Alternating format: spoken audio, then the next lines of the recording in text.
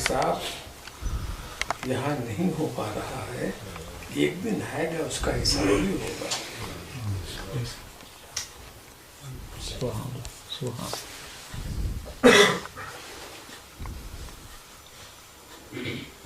اور یہ وہابی دیوبندی ان تبلیغی ان کو اگر زکوٰۃ دی جائے تو دیکھیے، جس وہابی دیوبندی کے کفر کا آپ کو یقین ہو اس کو تو آپ نہیں دے سکتے، مگر اگر کفر کا یقین نہیں ہے ہم اس کو مسلمان سمجھیں گے تو اس کو ہم دے سکتے ہیں اگر وہ غریب میں محتاج ہے. یعنی اکثر یہ ہے ہر وہابی ہر دیوبندی کافر نہیں ہے، گمراہ تو سب ہے، ان کے گمراہ ہونے میں شک نہیں، مگر کافر نہیں. ان سے کیا کفر ہوا؟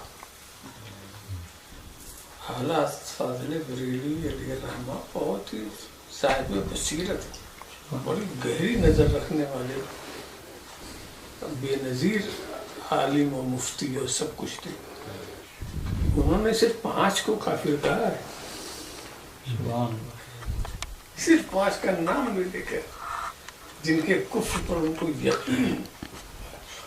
اور لطف کی بات یہ ہے کہ اشرف علی تھانوی کو کافر کہا ضرور، مگر اس کو بھی تعویل کرنے کا، اپنی بات کو سمجھانے کا موقع دیا. 12 سال کے بعد کافر کہا. یہ نیک عبارت دیکھ کھٹ سے کفر کا فتویٰ. کفر تو پہلے ہی سے وابستہ ہو گیا، اب اس کو دماغ میں وضاحت ہونی چاہیے. اور ایسی وضاحت آئی ان کے دماغ میں کہ مرتضی حسن دربھنگوی جیسا انسان، اس نے کہا، اس نے خود اشد العذاب اپنی کتاب میں لکھا کہ مولانا احمد رضا خان صاحب نے اس عبارت سے جو سمجھا، اگر وہ کفر کا فتویٰ نہ دیتے تو خود کافر ہو جاتے. اس سے بڑی شہادت اور کون سی ہے؟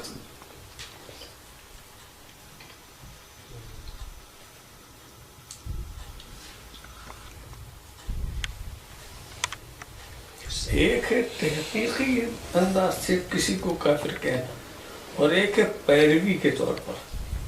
فلاں کہہ رہا، فلاں بہت بڑا عالم ہے، انہوں نے کہا ہم بھی کریں، کوئی بات الگ ہو، پیروی کریں. اب فتویٰ نہیں دے رہے.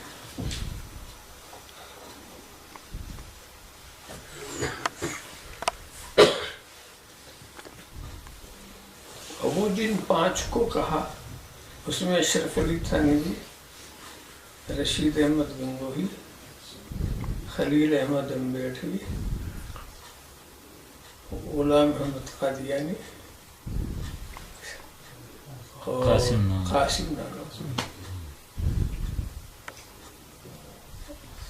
اور جو عنوان اٹھایا، جو کہا، دلیل جو پیش کی، ذرا برابر اس میں شک کی گنجائش نہیں.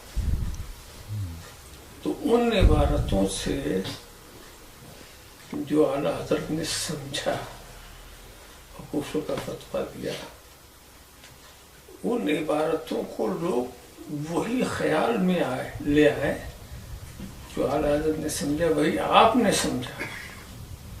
اب آپ کافر نہیں کہتے تو آپ بھی کافر تھے.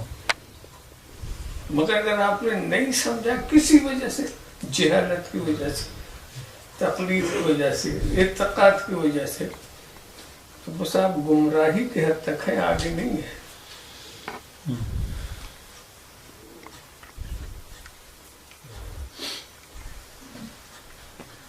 ان کا عقیدہ تو ہم یہ نہیں کہہ سکتے، مگر بس یہ کہ بھئی یہ تبلیغی جماعت کی مسجد ہے، اب اسی میں جاتے ہیں، اسی میں آتے ہیں. یہ سب احتیاط تدابیر اپنے کو گمراہی سے بچانے کی تدبیر ہے. ان سے دور رہو. فاسقوں، بدعملوں سے بھی تو بچنا چاہیے نا. ابھی تھوڑی یہ چھینٹ، گندگی کی چھینٹ سے تو بچنا چاہیے. یہ نہیں کہ غسل نہ کرو اس سے. آپ اس پر غسل کریں تب جا کر کے آپ ناپاک ہوں گے. تو وہ احتیاطی وقت ہے. اس لیے کہ جب آدمی بے احتیاطی کرتا ہے اسی طرح سے آگے بڑھتا ہے. آج فاسق ہے، کل گمراہ ہے، پرسوں کافر بھی ہو سکتا ہے.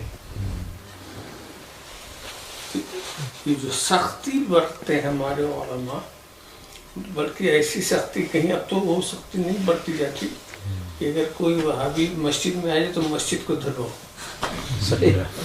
اب مسجد کو دھلو جائے. اس وقت تو لوگ سمجھیں گے آپ لوگ پاگل ہیں، مسجد میں کیا بات ہے. مگر جن علماء نے دھلوایا ہے وہ صاحب بصیرت لوگ ہیں. وہ ضرور ہر گمراہ کے ساتھ کچھ ایسی باتیں روحانی طور پر ہوتی ہیں جو جگہ کو بھی ناپاک کر دیتی ہیں جہاں سے وہ گزرتے. اس لیے دلوا رہے.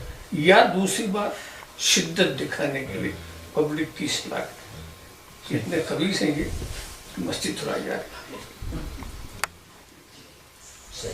اس میں بھی ایک مسئلہ ہے تبلیغ. ایسا بھی ورنہ ہوتا ہے کہ یہ جو صحبت کے اوپر ان کے ساتھ اٹھے بیٹھو نہ ان کے ساتھ کھاؤ پیو نہیں، تو اس کا مطلب نہیں ہے کہ ان کے ساتھ اٹھو گے بیٹھو گے یہ کرو گے تو کافر ہو جاؤ گے. یہ نہیں ہے. ان کی محبت آپ کے دل میں پیدا ہو سکتی ہے، ان سے تعلقات آپ کے بڑھ سکتے ہیں. اس محبت بڑھتے بڑھتے چور بھی ہو سکتا ہے. تو بے احتیاطی جس کو کہتے ہیں اس کے کچھ نہ کچھ چیزیں آ سکتی ہیں. اس لیے علماء ہی نہیں، حدیث شریف ہے ان سے دوری بنا کے رکھو کہ تمہیں گمراہ نہ کر دیں.